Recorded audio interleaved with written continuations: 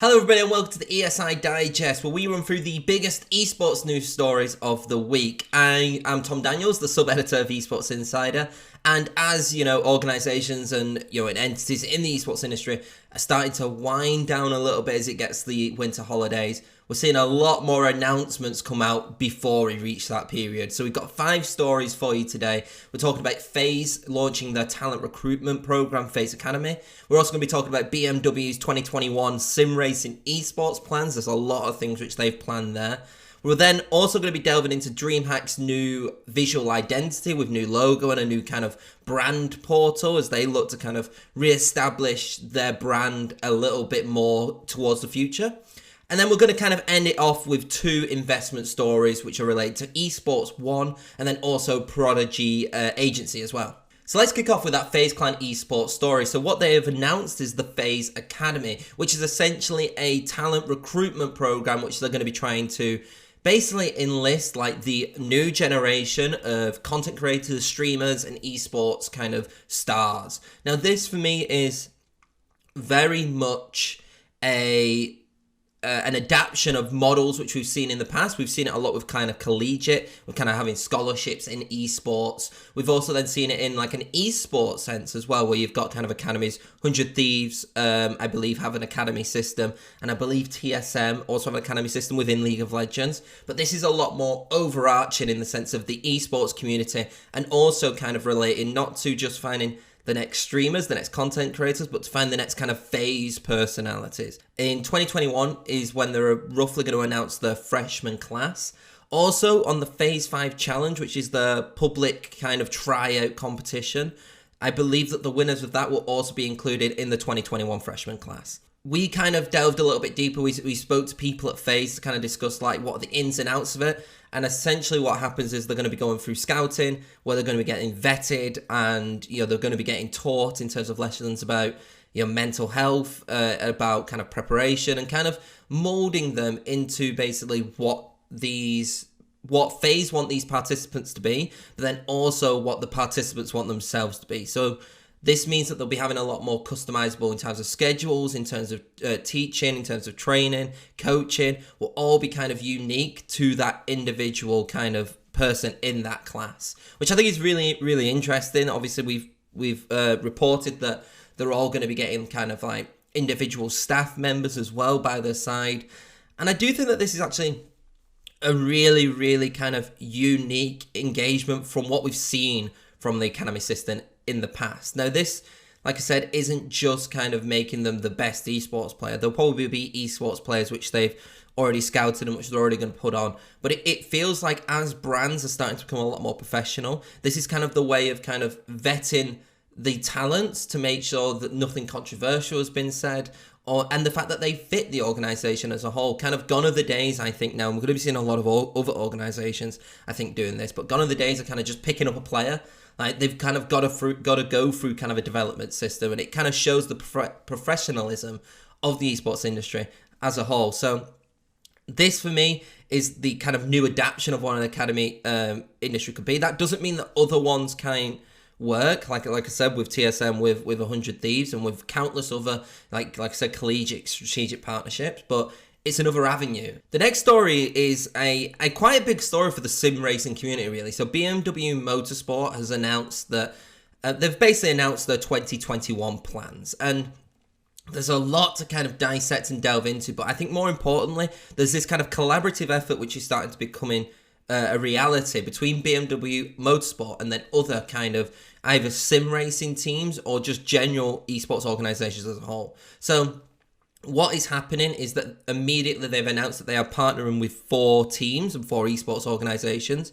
I'm going to name them exactly. So they are Team Redline, G2 Esports, Williams Esports, and BS Competition. BS Plus Competition, yeah. I think that this kind of shows that BMW is really kind of seeing how sim racing esports can still be a viable thing. I think there's been a lot of talk about how can you push sim racing to that next level. Kind of similar conversations which has happened with sports simulated titles like FIFA, like NBA, like Madden. And it seems that BMW's opinion is to kind of just keep pushing, keep investing, and see kind of what comes out of it.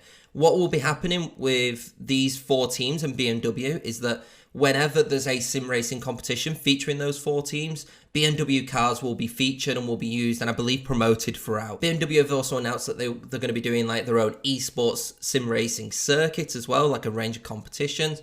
I guess to try and build the ecosystem up, which is also a very smart, opportunity for BMW and for the sim racing community. And then I believe that they're also doing a sim racing academy as well to try and find, again, develop that talent, find more esports talents. I like how they've basically done 3 different approaches. They've done the competitive circuit, they've done the academy, and then they've done the partnerships. And I think it's going to be a case of seeing which one sticks and what happens in 2021. It's very exciting. I think it's time now to talk about DreamHack. So on its, I believe, 26th anniversary, they've basically announced that they have rebranded with a new visual identity, with kind of a slightly new logo. It's not too much of kind of like a visual update, but more what they're calling it as a visual identity, which kind of, for me, highlights how they want to be portrayed more kind of visually to other medias and not really in terms of like actually what the logo looks like. The logo kind of looks very similar. I think a lot of people have kind of said that. They've changed the lettering a little bit to make it a little bit more blocky.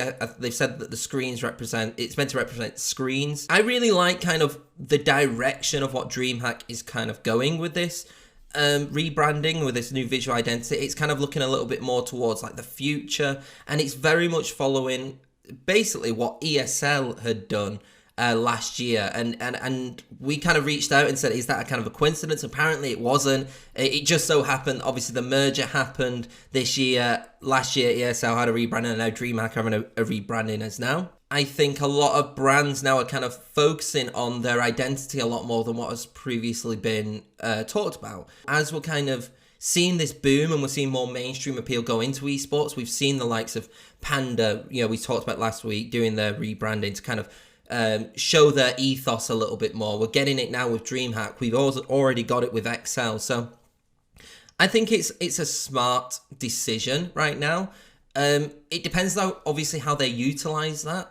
They've showed that their brand portal. They've also showed that there's going to be like dynamic colors, which I think is another new thing. There's a good thing about having customizability with your logo, because it can help with a lot of like merchandise and a lot of other factors as well. Overall, I think not much has changed, kind of, I would say, on the visual aspect, but I think the way that they're kind of trying to portray itself is very good, I think, with the way that the esports industry is going.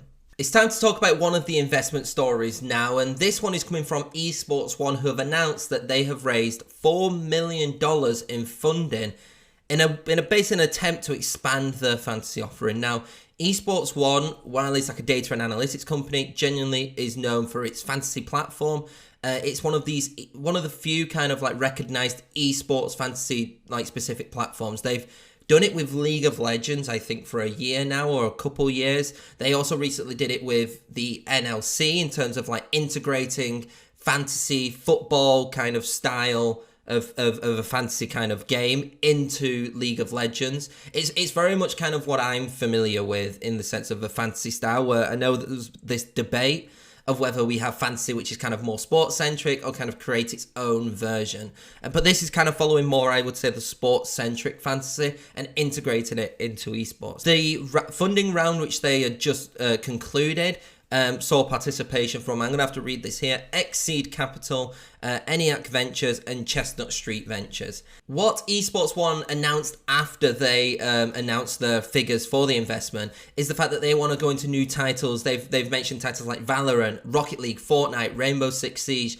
The firm has also said that it's working on an iOS and Android app as well. So it's kind of really showing how there is this big push now for fantasy, and I do think that it has its place in the esports world. Maybe that is because I'm more of a traditional sports viewer in terms of, as well, to a point where I really invest in fantasy sports anyway, so it might be a little bit more in my favour. But I do think that there is a market for it. I think it all depends on how big the market, and I think a $4 million investment kind of shows that a lot of people are thinking that fantasy esports could be very, very big in the future. The second investment story and the last story of the ESI Digest is Prodigy Agency announcing that it has been invested by Trust Esports with a sum of 1 million euros, I believe. I think that what we've just talked about with kind of fantasy is another thing which we're going to be talking about agencies as well.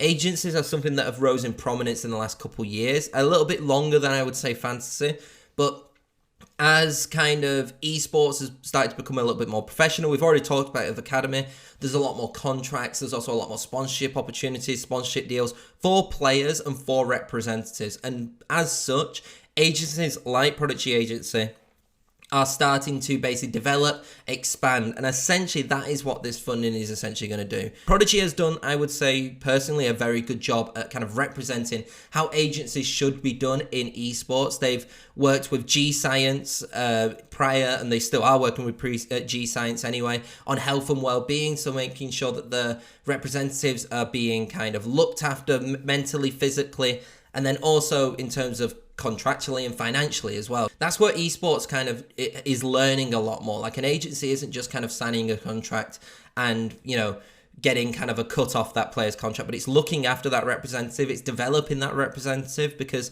if you can develop your clients around you, then you're making yourself look better as well.